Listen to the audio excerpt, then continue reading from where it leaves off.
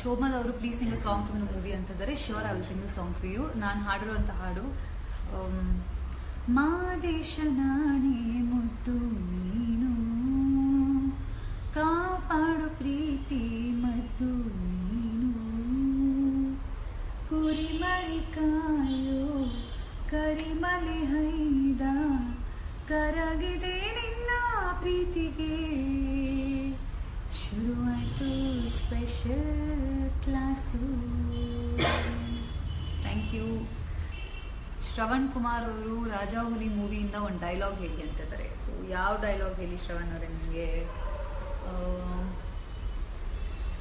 ನನ್ನ ಡೈಲಾಗ್ ಹೇಳಬೇಕು ಅಂದರೆ